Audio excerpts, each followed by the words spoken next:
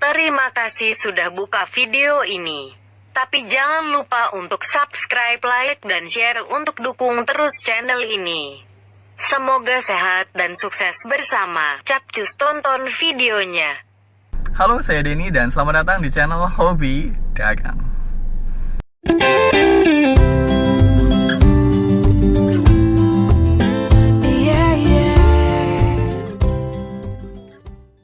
Berbicara soal dagang, jual membeli, kita nggak pernah bisa lupa yang namanya orang Cina jago berdagang. Oke. Ya, ini adalah pola pikir yang sudah sangat umum di Indonesia terutama ya, tentang memandang orang Cina ini memang orang yang jago banget menjalankan sebuah bisnis. Ya, apapun itu deh bisnisnya, dimulai dari yang kecil, menengah, sampai yang besar. Banyak sekali contoh-contoh orang Cina yang memang sukses menjalankan bisnisnya, atau orang Cina ataupun keturunan Cina yang saya maksud. Nah, sebenarnya ada hal yang spesial dari mereka, teman-teman, yang menjadi alasan kenapa mereka bisa sukses dalam melakukan bisnis. Dan di sini saya akan merangkumnya ke dalam 5 hal tentang fakta orang Cina yang membuat mereka jago berdagang.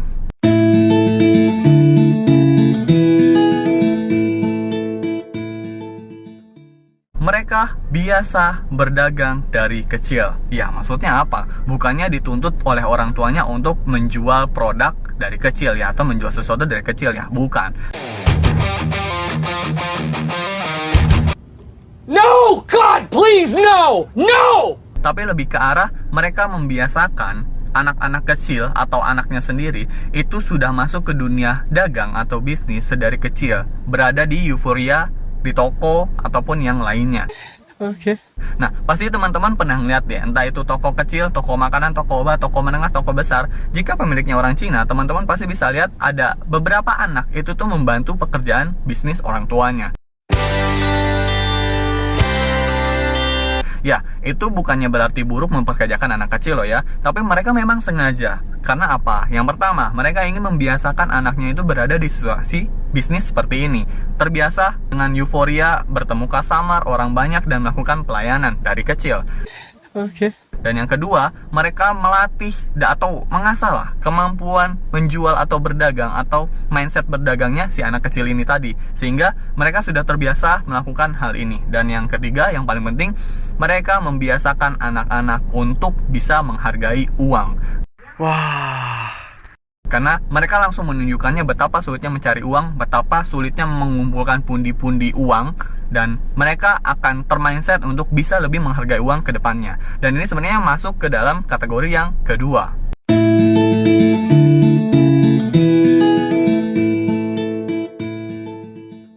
Bukan pelit, tapi bijak. Nah, banyak sekali kan dari kita mungkin memandang orang Cina itu pelit banget sih. Kalau disuruh ini nggak mau keluar uang, begitu nggak mau keluar uang, begini nggak mau keluar uang, begitu nggak mau keluar uang. Nah, sebenarnya teman-teman, mereka bukannya pelit, tapi mereka bijak. Mereka benar-benar bisa berpikir dengan matang tentang apa yang perlu mereka lakukan dengan uang mereka. Ketika mereka mendapatkan sebuah keadaan di mana mereka harus mengeluarkan uang, mereka harus berpikir dengan matang. Apakah perlu mengeluarkan uang atau tidak perlu mengeluarkan uang? Nah, ini yang disebut dengan bijak. Mereka mendapatkan uang ini dengan cara yang sulit, yaitu nyambung ke bagian yang pertama tadi. Karena mereka sudah terbiasa dari kecil untuk melihat bagaimana sulitnya mengumpulkan pundi-pundi uang. Nah, sehingga membuat mereka ketika tumbuh dewasa menjadi seseorang yang sangat bijak ketika melakukan pengeluaran uang.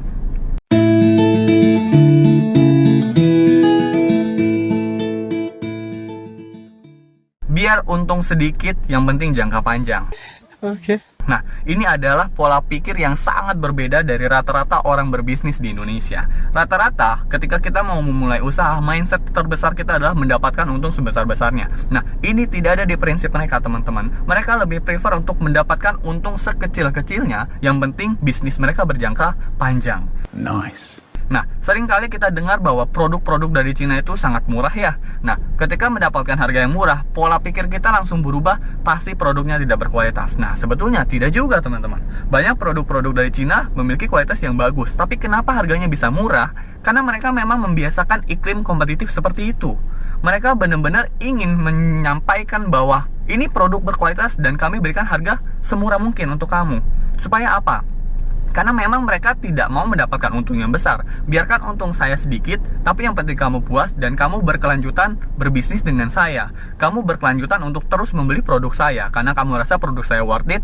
Jadi, walaupun untung saya kecil, nggak masalah. Yang penting berjangka panjang, lama-lama untung saya juga jadi besar. Nah, ini adalah pola pikir yang unik dari perusahaan atau mungkin pola pikir orang-orang yang ada di China.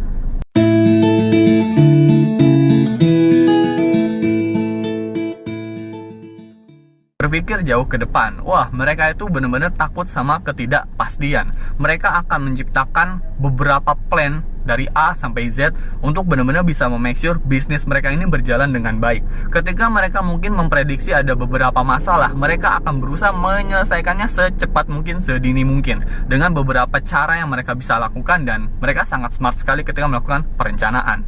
Ya, ini memang salah satu kehebatan dari orang Cina atau keturunan Cina. Mereka benar-benar prepare segala hal yang benar-benar jangka panjang dan sangat berhati-hati ketika mereka melakukan sebuah bisnis.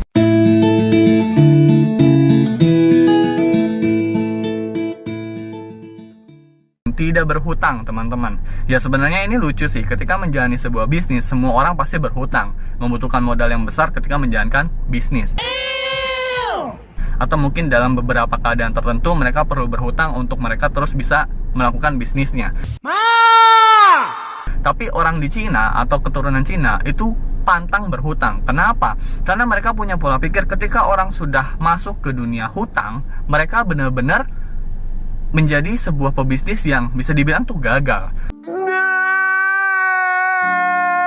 Mereka gagal menjalankan bisnisnya kalau mereka berhutang. Jadi sebisa mungkin mereka sangat menghindari yang namanya hutang. Mereka akan siapkan berbagai cara untuk mengatasi masalah ekonominya sendiri. Namun mungkin ketika mereka berada di titik akhir mereka tidak bisa melakukan apa-apa, ya mereka juga pasti akan melakukan hutang. Tapi poin pentingnya di sini adalah mereka tidak mudah untuk mengatakan berhutang. Berbeda dengan beberapa orang pebisnis yang ada di Indonesia yang ketika ketemu masalah sedikit langsung berhutang. Nah, ini yang tidak mereka lakukan. Mereka sangat anti yang namanya berhutang. Nah, bagaimana? Tadi adalah 5 hal yang kita perlu pelajari tentang cara berbisnisnya orang Cina. Dan sebenarnya masih banyak hal yang lainnya juga, tapi saya rasa 5 hal ini cukup untuk kita bisa pelajari dan membuat kita bisa mengembangkan bisnis kita jauh lebih baik ke depannya. Nice. Oke, itu aja dari saya Denny, dan sampai jumpa di video berikutnya.